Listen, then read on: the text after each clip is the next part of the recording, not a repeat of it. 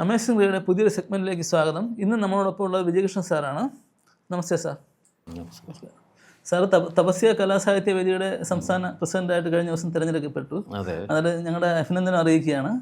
ശരിക്കും സാറിന് ഇന്നത്തെ ഫ്ലോറിൽ കിട്ടിയത് നമ്മുടെ ഒരു മുൻജന്മ പുണ്യമായിട്ട് എൻ്റെ പേഴ്സണലി ഞാൻ കാണുകയാണ്. കാര്യം ആദ്യമായിട്ട് തിരക്കഥയ്ക്ക് ഒരു അവാർഡ് മേടിച്ചത് സാറിൻ്റെ കയ്യിൽ നിന്നാണ്. അപ്പോൾ എനിക്ക് ഈ ചലച്ചിത്ര വിദ്യാർത്ഥി എന്ന നിലയിൽ ഈ മേഖലയെക്കുറിച്ച് അറിയാൻ ആഗ്രഹമുള്ള വ്യക്തി എന്ന നിലയിൽ സാറിൽ നിന്നാണ് കുറേ കാര്യങ്ങൾ നിങ്ങൾ പഠിച്ചത്. കാര്യം ചലച്ചിത്ര സംബന്ധമായ ഗ്രന്ഥങ്ങൾ എടുത്തു നോക്കിക്കഴിഞ്ഞാൽ അതിലൊരു ആദ്യത്തെ ഒരു 10 സ്ഥാനത്തിലെടുത്ത ഒരു 6 അത് സാറിൻ്റെ ബുക്ക് തന്നെയായിരിക്കും, ചലച്ചിത്ര സമീക്ഷ പോലുള്ള ബുക്കുകൾ. ശരിക്കും എങ്ങനെയായിരുന്നു സാറിൻ്റെ ഒരു എൻട്രി? നമുക്ക് ശരിക്കും 1970കളുടെ അവസാനമാണ് സാറ് സിനിമയിലേക്ക് വന്നതെന്നാണ് ഞാൻ കരുതുന്നത്. അപ്പോൾ ശരിക്കും അന്നത്തെ കാലഘട്ടത്തിൽ ഒരു കുടുംബപരമായിട്ടൊക്കെ സാറ് ഒരു സിനിമ ബാക്ക്ഗ്രൗണ്ട് ഉള്ള ആളാണെന്ന് ഞാൻ കരുതുന്നില്ല. അപ്പോൾ ശരിക്കും എങ്ങനെയായിരുന്നു സാറിൻ്റെ ഒരു എൻട്രി സിനിമയിലേക്ക്? സിനിമയിലെ എൻട്രി വാസ്തവത്തിൽ കുറച്ച് വൈകിട്ടാണെന്ന് പറയാം. കാരണം കുട്ടിക്കാലത്ത് എനിക്ക് സിനിമയൊന്നും അറിഞ്ഞുകൂടാ, സിനിമ കാണാൻ പോകുന്ന സ്വഭാവവും ഇല്ല. അതിന് വേറൊരു കാര്യം കൂടെ ഉണ്ട്. അച്ഛൻ പിൽക്കാലത്ത് സന്യാസിയായ ആളാണ്. അപ്പം കുടുംബത്തിൽ തന്നെയും ഈ സിനിമ എന്ന് പറയുന്നത് ഒരു സദാചാരത്തിന് യോജിക്കുന്ന ഒന്നല്ല എന്നൊരു തോന്നലുണ്ടായിരുന്നു. അതുകൊണ്ട് സിനിമയ്ക്കൊന്നും കൊണ്ടുപോകാറില്ലായിരുന്നു. 4ാം ക്ലാസ് അവധിക്കാലത്ത് അച്ഛനെന്ന് കോഴിക്കോട് കേസരി വാരികയുടെ പത്രാധിപരാണ്. അപ്പോൾ അദ്ദേഹം ആ അവധിക്കാലത്ത് എന്നെ അങ്ങോട്ട് കൊണ്ടുപോയി. 4 അവധിക്കാലത്താണ്. അപ്പോൾ അവിടെ ചെന്ന് ഞാനിങ്ങനെ എനിക്കിതൊക്കെ വലിയ താല്പര്യമായിരുന്നു. അന്നത്തെ എൻ്റെ ഏക താല്പര്യം എന്ന് പറഞ്ഞാൽ സാഹിത്യമാണ്. അത് അതിനു മുമ്പേ വായിക്കുമായിരുന്നു. ഈ 4ാം ക്ലാസ് എത്തുന്ന ആ സമയത്തും കിട്ടുന്നതൊക്കെ വായിക്കുന്ന ഒരു സ്വഭാവം ഉണ്ടായിരുന്നു. സ്കൂൾ കാലമൊക്കെ പഠിച്ചത് തിരുവനന്തപുരത്ത് തന്നെയായിരുന്നു? തിരുവനന്തപുരത്താണ്. ഞാനത് സാധാരണ ഗ്രാമത്തിലെ സ്കൂളിലാണ്, അന്തിയൂർക്കോണം LFUPSലാണ് എൻ്റെ 7ാം ക്ലാസ് വരെ.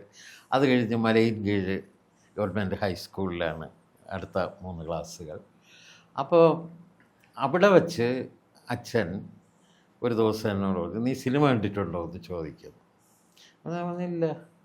എന്നാ നാളെ ഒരു സിനിമയ്ക്ക് പോകാം എന്ന് പറയുന്നു.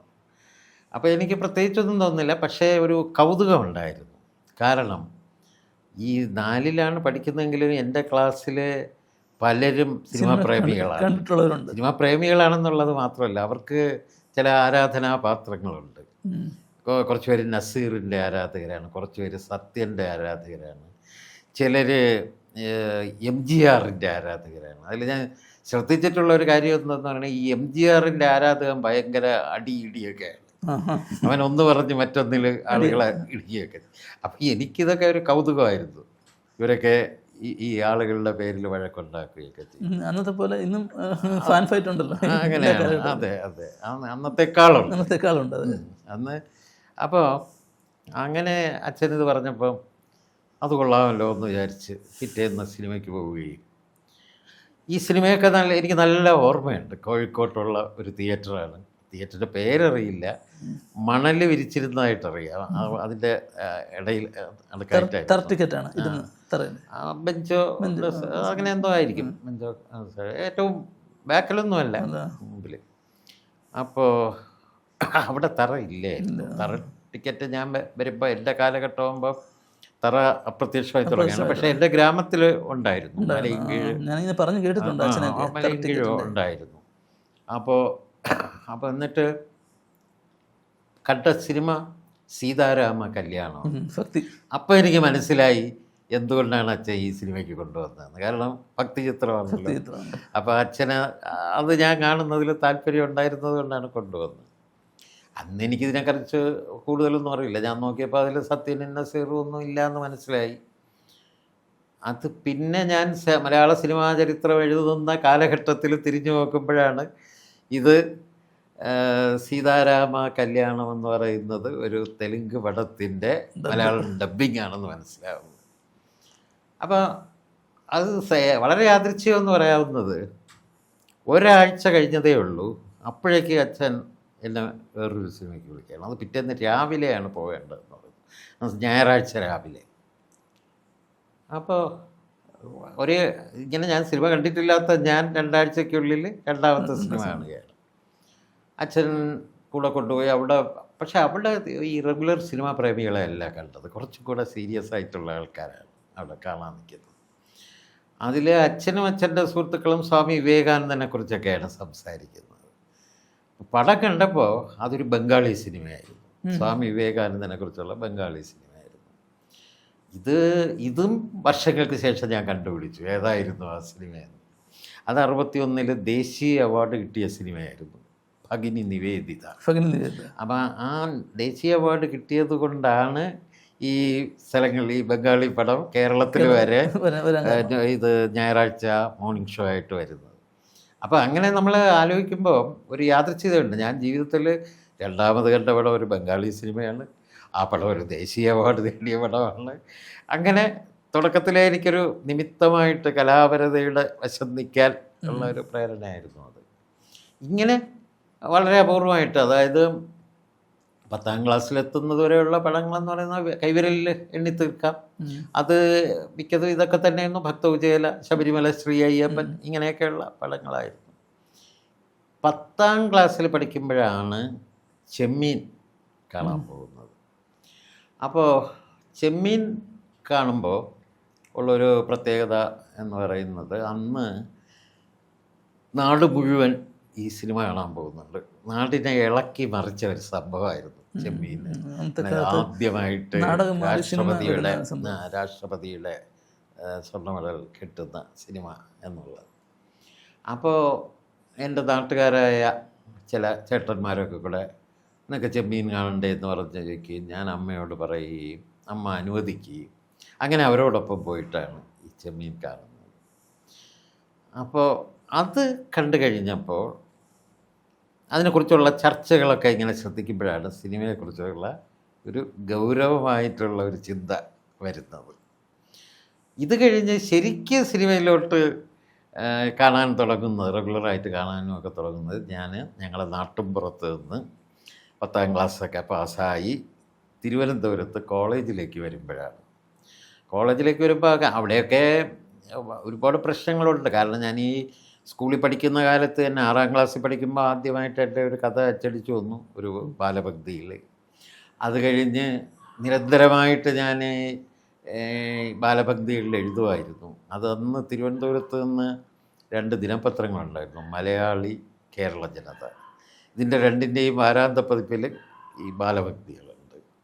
അതിലാണ് അക്കാലത്ത് എഴുതുന്നത്. എന്തും എഴുതും, കടക്കഥകൾ എഴുതും, അല്ലെങ്കിൽ ഫലിത ബിന്ദുക്കൾ എഴുതും, കവിത എഴുതും, ആഴ്ചതോറും എന്തെങ്കിലും എഴുതണം, അത് നിർബന്ധമായിരുന്നു. അപ്പോൾ അങ്ങനെ സാഹിത്യം ധാരാളം വായിക്കുകയും ചെയ്യും. ഞങ്ങളെ നാട്ടിൻപുറത്തെ ആ ഗ്രന്ഥശാലയിലെ എല്ലാ പുസ്തകങ്ങളും വായിക്കും. അങ്ങനെ സാഹിത്യത്തിൽ തന്നെ ഊന്നിയിരുന്ന ഒരാൾക്ക് സിനിമയിലൊരു കമ്പം തോന്നുന്നത് ഈ 10ാം ക്ലാസ്സിൽ ചെമ്മീൻ കണ്ടു കഴിഞ്ഞ് അതിൻ്റെ ചർച്ചകൾ നടക്കുമ്പോഴാണ്. എല്ലാവരും ഇത് വളരെ കേമം സഹ്യനപ്പുറം പോയി ലോകം മുഴുവൻ കീഴടക്കിയ സിനിമ എന്നൊക്കെ പറഞ്ഞ് കെ ബാലകൃഷ്ണനെ പോലെ ഒരാൾ ഹോളിവുഡ് നിങ്ങളുടെ അടുത്ത് നിൽക്കില്ല എന്നൊക്കെ നിരൂപണം എഴുതുന്നു.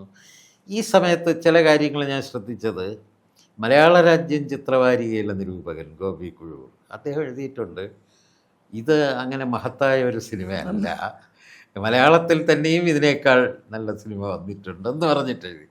അപ്പോൾ അങ്ങനെയും എഴുതാം എന്നെനിക്ക് മനസ്സിലായി. ആ തരത്തിലുള്ള ഒരു വ്യൂ. അതുപോലെ മലയങ്കീഴ് ഗ്രന്ഥശാലയോടൊക്കെ അവിടുത്തെ ലൈബ്രറിയൻ കൂടിയായ ഞങ്ങളെ സ്കൂളിലെ അധ്യാപകനും കൂടെ ആയിരുന്ന ഉണ്ണി സാറ്, അദ്ദേഹം മറ്റുള്ളവരോട് ഇതിലെ ആ സൂര്യോദയത്തിൻ്റെ സീനിനെ കുറിച്ചുമൊക്കെ പറഞ്ഞിട്ട് അതിനേക്കാൾ എത്രയോ മികച്ചതാണ് കർണനിലെ നമ്മൾ ഇതുപോലത്തെ സീൻ, അതിൻ്റെ അടുത്ത് വരുമോ ഇത് എന്നൊക്കെ ക്രിട്ടിസൈസ് ചെയ്യുന്നുണ്ട്. അപ്പം ധൈര്യമായിട്ട് നമുക്ക് ഒന്നിനെക്കുറിച്ച് വ്യത്യസ്ത അഭിപ്രായം പറയാം എന്നുള്ള ഒരു ചിന്ത വരുന്നു. അതാണ് അതിനെ എനിക്ക് ഏറ്റവും ആകർഷിച്ച ഒരു ഘടകം. അങ്ങനെയാണ് സിനിമയിലോട്ട്. പിന്നെ ഈ കോളേജിൽ പോകുമ്പോഴേക്ക് എനിക്ക് SLCക്ക് മലയൻകീഴ് ഹൈസ്കൂളിലെ ഏക ഫസ്റ്റ് ക്ലാസ് ആയിരുന്നു ഞാൻ. അപ്പോൾ എല്ലാവരും വിചാരിച്ചത് ഫസ്റ്റ് ഗ്രൂപ്പോ സെക്കൻഡ് ഗ്രൂപ്പോ ഒക്കെ എടുത്തിട്ട് ഞാൻ പഠിക്കുമെന്നാണ്. പക്ഷെ ഞാൻ പോയത് സംസ്കൃത കോളേജിൽ സംസ്കൃതം ഐച്ഛികമായിട്ട് എടുത്താണ് ഈ പ്രീ ഡിഗ്രിക്ക് പോകുന്നത്. അത് കാരണം എനിക്കെന്തോ വട്ടുപിടിച്ചെന്നൊക്കെ ആളുകൾ പറയുന്ന ഒരു സമയമാണ്. എനിക്ക് എൻ്റേതായ ഉദ്ദേശമായിരുന്നു. കാരണം എനിക്ക് മലയാള സാഹിത്യമാണ്, ഈ മലയാള ഭാഷയ്ക്ക് ഒരു നല്ല അടിത്തറ ഉണ്ടാക്കാൻ സംസ്കൃതവും കൂടെ അറിയണം എന്ന് വിചാരിച്ചാണ് ഞാൻ പോകുന്നത്. അതൊക്കെ എൻ്റേതായ തീരുമാനങ്ങളായിരുന്നു. അങ്ങനെ ഈ കോളേജിൽ പോകുമ്പോൾ എന്താണെന്ന് വെച്ചാൽ നമ്മളുടെ ഒരു ആകർഷണം പെട്ടെന്ന് നഷ്ടപ്പെട്ടു പോയി. അധ്യാപകർക്ക് അത് അങ്ങനെ പിടിച്ചു നിർത്താൻ പറ്റുന്നില്ല. അങ്ങനെ വന്നപ്പോൾ രാവിലെ എനിക്ക് ബോറടിക്കുമ്പോൾ 10ാം ക്ലാസ് വരെ സുഖമില്ലാതെ ഇരിക്കുമ്പോൾ പോലും അറ്റൻഡൻസ് മുടക്കിയിട്ടുള്ള ആളല്ല ഞാൻ. പക്ഷേ കോളേജിൽ പോയപ്പോൾ ഞാൻ പതുക്കെ അവിടെ നിന്ന് രാവിലെ ഇറങ്ങി പബ്ലിക് ലൈബ്രറി പോയിരുന്ന് ബുക്സ് വായിക്കുക. പിന്നെ അത് അല്ലെങ്കിൽ ഉച്ച കഴിഞ്ഞാൽ ഏതെങ്കിലും തിയേറ്ററിൽ പോയി സിനിമ കാണുക. അങ്ങനെ നിരന്തരമായി സിനിമ കാണുന്നുണ്ട്. സിനിമ കാണുമ്പോൾ നമ്മുടെ സിനിമ ഇതല്ലല്ലോ നല്ല സിനിമ എന്നൊരു തോന്നൽ വരും ഏത് സിനിമ കാണുമ്പോഴും. തമിഴ് സിനിമ കണ്ടു നോക്കിയപ്പോൾ അത് അതിനേക്കാൾ മുമ്പേ ബോറടിച്ചു. ഹിന്ദിയും അതേപോലെ. അന്നത്തെ ജനപ്രിയ സിനിമകളൊന്നും സാറിനെ പെട്ടെന്ന് ആയിരുന്നില്ല, ഒന്നും ആയിരുന്നില്ല. അതേസമയം പെട്ടെന്ന് എന്നെ ആകർഷിച്ചു സൗണ്ട് ഓഫ് മ്യൂസിക് വന്നു. അന്ന് അജന്ത തിയേറ്റർ ഉദ്ഘാടനം ചെയ്യപ്പെട്ട കാലമാണ്. അപ്പോൾ സൗണ്ട് ഓഫ് മ്യൂസിക് എന്ന സിനിമ അവിടെ വന്നു. അത് കാണുമ്പോൾ അത് മ്യൂസിക്കലാണെങ്കിൽ പോലും അതിലൊരു ഡിഫറൻസ് എനിക്ക് മനസ്സിലാവും. അപ്പോൾ അതേസമയം പാട്ടിന് വേണ്ടി പാട്ടുണ്ടാക്കുന്ന നമ്മുടെ സിനിമയിൽ ഇങ്ങനെയല്ലല്ലോ പാട്ട് അവതരിപ്പിക്കുന്നതെന്നും തോന്നിയിട്ടുണ്ട്. അവിടെ തൊട്ടങ്ങോട്ട് ഞാൻ കുറേ ഇംഗ്ലീഷ് സിനിമകൾ അതിഥിയിലാണ് സാർ സഹസംവിധാനമായിട്ട് വർക്ക് ചെയ്യുന്നത്. അതിഥിയിലേക്ക് എത്തുന്നത് കോളേജിൽ നിന്ന് പിരിയുന്ന ആ കാലത്താണ്. അപ്പോഴേക്ക് ഞാൻ ഈ ക്ലാസിക്കുകളെ കുറിച്ചൊക്കെ പബ്ലിക് ലൈബ്രറിയിൽ നിന്ന് പല പുസ്തകങ്ങളിൽ നിന്ന് വായിച്ചു തുടങ്ങി. അപ്പോൾ ചിത്രലേഖ ഫിലിം സൊസൈറ്റിയാണ് ക്ലാസിക്സ് തിരുവനന്തപുരത്ത് അവതരിപ്പിക്കുന്നത്. എനിക്ക് മെമ്പർഷിപ്പില്ല. അന്ന് ഞാൻ ഒരു കൂട്ടുകാരനോടുകൂടി ചേർന്ന് കലാപ്രവർത്തനവുമായിട്ട് തിരുവനന്തപുരത്തൊരു ലോഡ്ജ് റൂമിൽ കഴിയുകയാണ്. അപ്പോൾ ഞങ്ങൾ ഈ ക്യാമ്പസ് മാഗസിനൊക്കെ ഇറക്കിയിട്ടുണ്ട്. അപ്പോൾ ഞാനൊരിക്കൽ ബാറ്റിൽ ഷിപ്പ് ഒട്ടെങ്കിലും ഉണ്ടെന്ന് കണ്ടിട്ട് അത് കണ്ടേ തീരുമെന്ന് വിചാരിച്ചിട്ട് ഈ ടാഗോർ തിയേറ്ററിൽ പോയി. ശരിക്കും അന്ന് ചലച്ചിത്ര സൊസൈറ്റി വഴിയാണ് ഇത്തരം സിനിമകൾ. അതെ, അങ്ങനെ വരാറുള്ളൂ. ചിത്രലേഖയിൽ ഇത് കാണിക്കുന്നു. അപ്പോൾ എനിക്ക് മെമ്പർഷിപ്പ് ഒന്നും ഇല്ലല്ലോ. എന്നാലും എനിക്കിത് കണ്ടേ തീരുമെന്ന് പറഞ്ഞിട്ട് ഞാൻ ഈ ടാഗോർ തിയേറ്ററിൻ്റെ ബാക്കിലാണ് അതിൻ്റെ എൻട്രൻസ്. നമ്മളിങ്ങനെ അങ്ങോട്ട് നടക്കുമ്പോഴേക്ക് ഈ ഇതിൻ്റെ ഒരു വാതിൽ തുറന്ന് കിടക്കുന്നുണ്ട് ഈ തിയേറ്ററിൻ്റെ ഒരു വശത്ത്. ഞാൻ പതുക്കെ അതുവഴി കയറി. അവിടെ എങ്ങും ആരും ഇല്ല. അകത്ത് കയറിയപ്പോഴും ആരും ഇല്ല. അകത്ത് കയറി അങ്ങ് ഇരുന്നു. ആരും ചോദിച്ചു. ബാക്ക് സൈഡ് ആയിരുന്നില്ലേ? ആ ബാക്ക് സൈഡ് ഫ്രണ്ട്, അവിടുത്തെ ബാക്ക് സൈഡാണല്ലോ നമ്മൾ റോഡിൽ നിന്ന് കാണുന്നത്. എന്നിട്ട് ഫ്രണ്ടിലേക്ക് പോയത്. അവിടെ ഇരുന്നിട്ട് തിരിഞ്ഞു നോക്കിയപ്പോഴാണ് അവിടെ അടൂർ ഗോപാലകൃഷ്ണനും ഒക്കെ അവിടെ നിൽക്കുന്നതായിട്ട് കാണുന്നത്.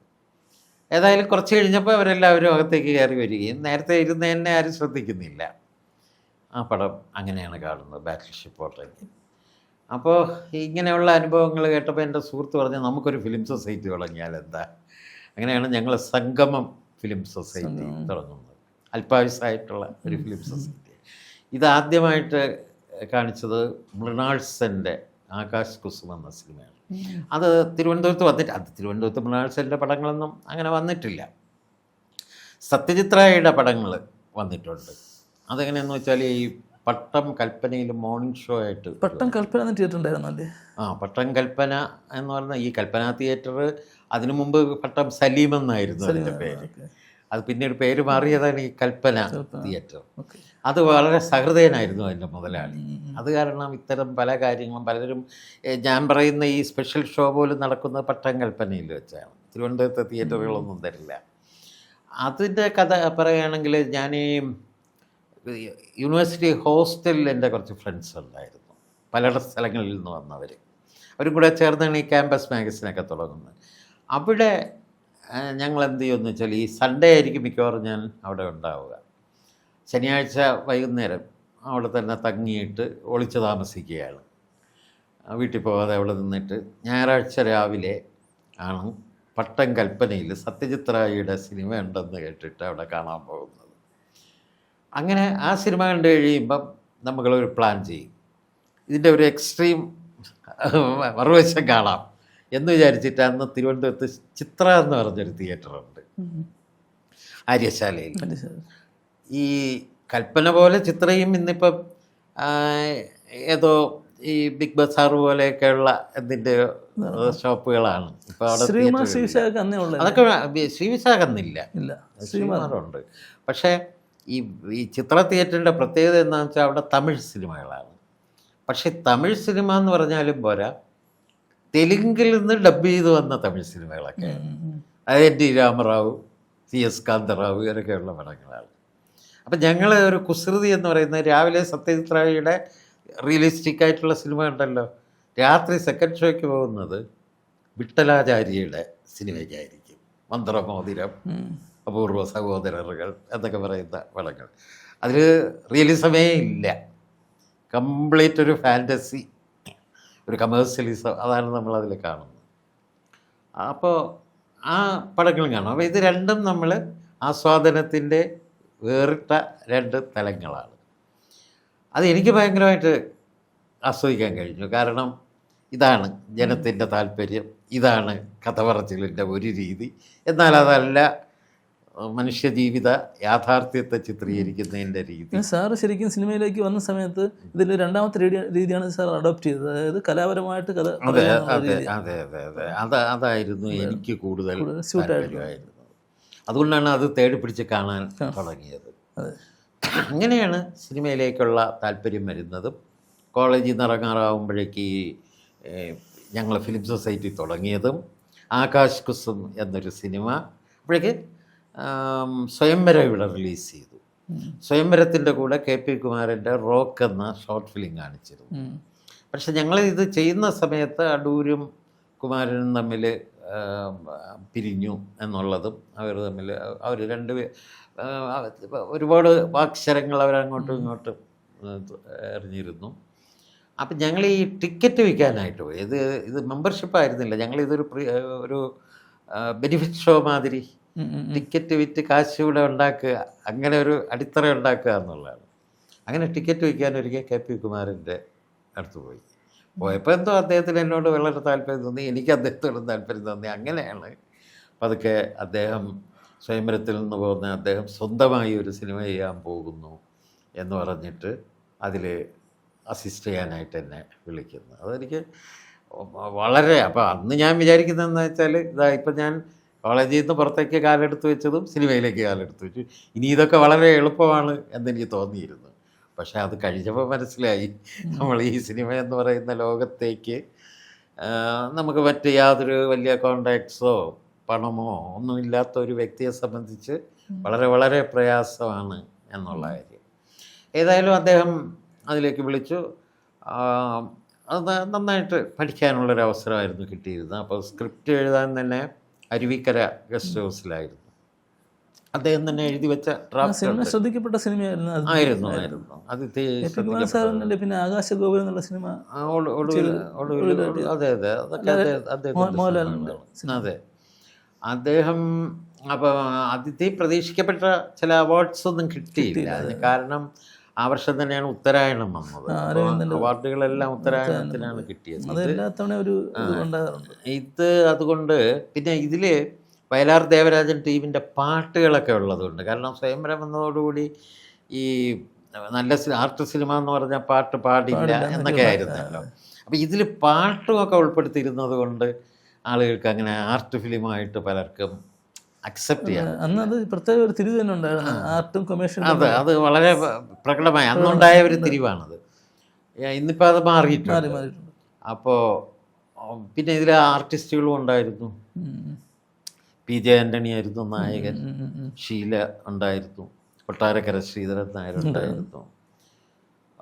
ഇങ്ങനെയൊക്കെ ആണെങ്കിലും പടം ബോക്സ് ഓഫീസിൽ വിജയമായില്ല. അവാർഡുകളും കുറച്ചേ കിട്ടുള്ളൂ. അതുകൊണ്ട് തന്നെ അദ്ദേഹത്തിൻ്റെയും ഒരു ഫിലിം കരിയർ കുറച്ച് മങ്ങി ആണ് സംഭവിച്ചത്. വളരെ ഗ്യാപ്പുകളൊക്കെ ഇട്ടും ഒക്കെയാണ്. എനിക്ക് വളരെ ബുദ്ധിമുട്ടായി പിന്നെ അങ്ങോട്ട്. ഏതായാലും അങ്ങനെയാണ് ആദ്യമായിട്ട് സിനിമയുടെ ലോകത്തേക്ക് കടക്കുന്നത്.